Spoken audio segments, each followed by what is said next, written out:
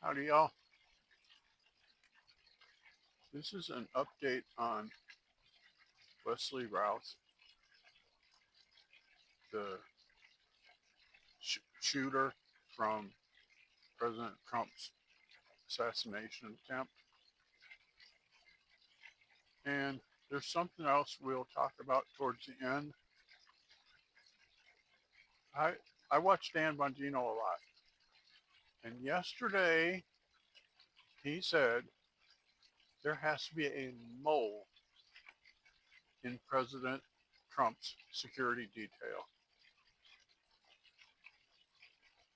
because President Trump did not have it pre-planned to go to Trump International Golf Course. He was pre-planned to go to Doral in Miami, and he changed it from Doral to Trump International just just like within an hour before he left. So that means someone let Routh know President Trump was going to be there, where he was going to be at, and stuff like that. Also, it's come to light that Routh has some very serious connections overseas. Also, before we get into that, he has a conviction for uh, it was he had it was possessions of a weapon of mass destruction. That's what he was convicted of in 2002. It was 2002, might have been 2005. But at any rate, he has a long criminal history. How did he get his hands on an AK-47? He listed on Act Blue, where he gave all his Democrat donations, that he was unemployed. Yet he flew from Hawaii to Ukraine like 3 times in the last year. How did he pay for that if he's unemployed? Because what I have been told is that a round trip ticket to Ukraine is $10,000. If somebody knows that it's a different price, please let me know in the comment section. But that would be $30,000 in the last year just to go back and forth to Ukraine. He's also been to Florida several times. He's been other places. And then I don't want to cast aspersions on people traveling. That's not what my channel is for. My channel is not to cast aspersions on anyone. But we need to start looking at reality, looking at facts. And the number one fact is, how did he get the AK-47? He's a felon. And he got ballistic ceramic plates. How did he get those? He had them in 2 backpacks set up on the fence, which is called a sniper kill box, where you put the ceramic up and just leave enough room for you to point the rifle through. That way, when the sniper returns fire, they can't hit you. This all sounds like it was pre-planned. I'm sorry. And also another thing that bugs me is the there's a couple of things. The agent that's in charge of the investigation in Miami is a Trump hater.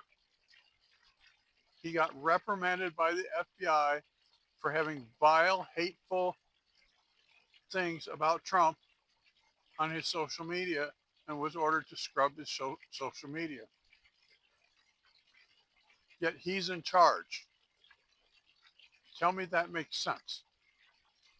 that you have a person that hates Donald Trump so much that they put vile, hateful things on their social media, yet we're supposed to be okay with him being in charge of prosecuting the person that tried to delete Donald Trump. Tell me how that makes sense. Tell me how that's okay. It's not okay with me. It's like Governor DeSantis said. He said he's taking charge. He said we cannot trust the FBI or the DOJ. It is right now trying to put Donald Trump in jail to prosecute the person that tried to delete him. He said, we will do our own independent investigation first because he's broken state laws, and then we will let the feds happen. But not until then, because it happened in our state, he said, and we have the priority to do our own investigation, and it will be done. That's one thing I like about DeSantis. He's very much conservative and very much what I would call a go-getter. He will make sure things get done. This is just scary times we live in. You know, I never thought I would see this in my country, where we try to jail our political opponents like they do in communist countries, where there's a known active threat against Donald Trump. And instead of adding security, they cut his security. And then the incident at Butler happened, and Director Rowe told Congress that he will have the same security as a sitting president. Well, that's a lie. The sheriff said yesterday at the press conference that he had, quote, rolling security, where he would be at one hole on the golf course. The Secret Service would secure that hole. When he is going to the next hole, then they would move and secure that one. That's not the same as a sitting president. A sitting president, they would clear the entire course first, then they would post Secret Service agents at every hole. And the sheriff said that he was told, because he's not a sitting president, this is the way that we protect them. But he told Congress that he was going to get the same protections as a sitting president. So that means he lied to Congress, which is a felony. I just get very bothered by the rhetoric. I know there's rhetoric on both sides, but in light of a second assassination attempt, the Democrats have not cooled their rhetoric. Kamala Harris, the morning of the second assassination attempt, was on stage and said Donald Trump needs to be eliminated. She didn't say he needs to be defeated at the polls. She said he needs to be eliminated. Dan Goldman, Democratic representative, said Donald Trump is the biggest existential threat to America since the Civil War, and we must eliminate him. Well, that's worse than anything us Republicans would say. We don't call for the elimination of our opposing candidates. We want to defeat them at the ballot box, defeat them on their policies. Not sit there and say, well, somebody needs to eliminate him. No, we don't say that. We talk about defeating them at the ballot box. We talk about their policies, what their policies are doing to America. You know, I live in eastern Montana, kind of small town, 2 to 3 thousand people. Town's literally 2 miles by 3 miles, 3 miles long, 2 miles wide. At, I've talked about this in videos before. At the McDonald's a year ago, a double Big Mac combo meal was $22. Right now, the same combo meal is almost $27. When I complained last year to the kid at the register, he said, "Well, we all make $20 an hour. You need to just get used to us making a living wage." Well, McDonald's and Burger King and fast food joints were not designed to be a forever job. They were designed where kids out of high school could go and get some working experience and then move on to another job.